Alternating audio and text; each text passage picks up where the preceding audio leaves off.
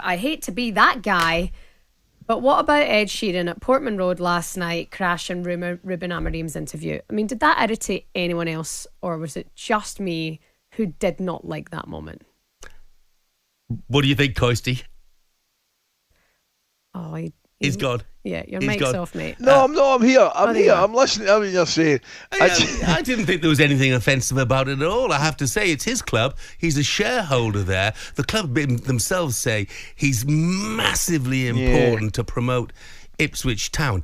And I don't know what was going on in the background as to why he appeared on screen, whether he was being encouraged to do that. But he had nothing to say. He just shakes Redknapp's hand, stands there smiling. Reuben Amorim doesn't look entirely happy about the whole situation. It was slightly uncomfortable. It's an awkward watch. I know. I don't know, could they handle it different? When he walks on, I think the first thing you've got to do is ask him a question. I know Reuben Amorim's there and it's uncomfortable, but unless you ask him a question, it's going to be even more uncomfortable. Do you know what I mean? Yeah. I do take your point. It was a bit... What's he doing there? Ask him a question or something. Look, and then he just shook Jamie's hand and disappeared, didn't he? He did. And look, Sky would have paid any amount of money to have Ed Sheeran live on TV. Look, they spent the afternoon showing shots of him in the stands all afternoon. Now, I've got no idea whether he's encouraged to go on set or not, but I don't see what the big issue is. Reuben Amorim knows who Ed Sheeran is, unless he's come not from Portugal but from a different planet. So where was the issue? Surely he knows Ed Sheeran's connection with Ipswich as well. Do you not think it was Amorim's moment? It was his first post-match since taking over at Manchester United. It wasn't all about Manchester United, though, Shebahn Aherne, because Ipswich were playing as well. No, I know. And that's his club. It's not Keane McKenna's first day and first game in charge. So what? It's Ed Sheeran's club. And they're playing... Manchester United, Jeff. Come on. Let's not make out like it's not it's all about... It's at Portman Road. Ed Sheeran doesn't care less whether it's Manchester United. It's his club. He is a shareholder. It's at Portman Road. It was not for him. They're doing a post-match interview about the football. Why is Ed Sheeran there? For him, it is not all about Reuben Amorim. Completely the opposite. And why he was there, I don't know. That's what I'm saying. He may well have been encouraged to be there. Okay. Jeez. What about the amount of celebrities now we are seeing? Like, Ali, you worked a couple of weeks ago with the Sporting Man City game with Liam Gallagher. It's great for the game. It's great. The more people that watch it, the more focus it gets. I'm sorry, how many more people need to watch that game? I know, but it's great. Come on, we're wanting people to watch football. So, Rod Stewart, brilliant. He sells Celtic, he sells Scottish football. No Gallagher, Manchester City, Ed Sheeran, Ipswich. Love it, man. The more the merrier. So, Mark Ashton, who's chief executive at Ipswich, says of Ed Sheeran, this is not regarding that incident, by the way.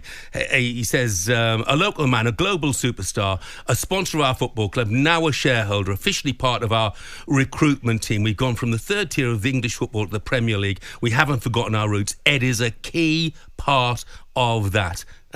So he's a significant player at that football club. I just think the moment wasn't really right.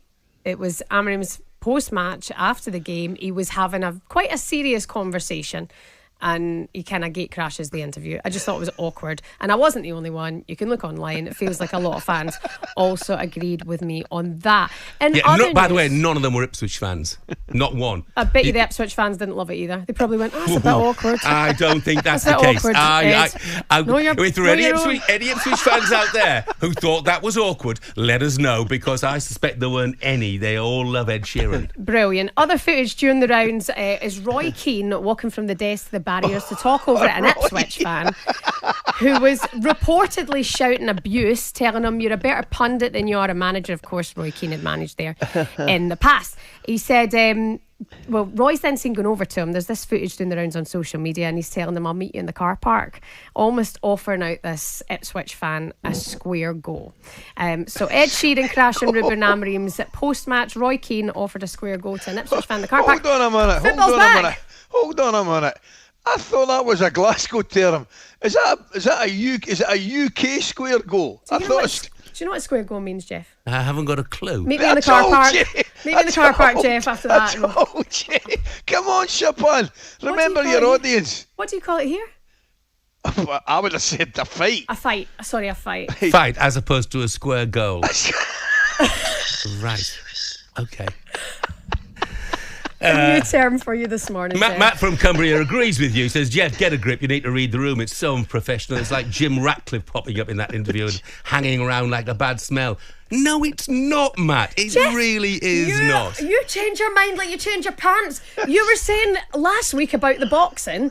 If they're going to do this, go down the entertainer route, you need to pick the right thing for it. So what is the difference between entertainment being about football and then bringing in celebrity and then Ed because Sheeran's the doing boxing, the same thing? he was taking part in the blooming fight, for goodness sake. It was just a moment where he appeared and it was the wrong timing. If Ed Sheeran, if Ipswich had lined up with Ed Sheeran playing centre forward, yeah, I'd have said it's a charade, it's a farce, it's a joke, just as it was for Jake Paul to be involved in the boxing, against Mike Tyson. But, just to appear in a TV interview, for goodness sake, he's a worldwide celebrity. It was Reuben Amorim's first one.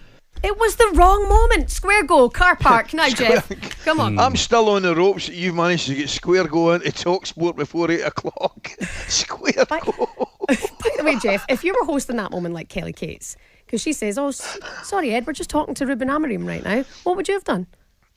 Yeah, well, that's fine. They should have asked him a question. They should have, look, I'll be honest. I was on my way in, so I didn't see it. I only seen the bits on social media afterwards. So I don't know. But, I just don't see it's an issue over in any way, shape or form. It's just been made an issue by the media. Nothing more than that. Or the fans, Jeff. You knew it was only time, 8 o'clock on a Monday. talkSPORT Breakfast, waking you up Monday to Friday morning from 6 a.m. on AM, on DAB, via the talkSPORT app and on your smart speaker. talkSPORT.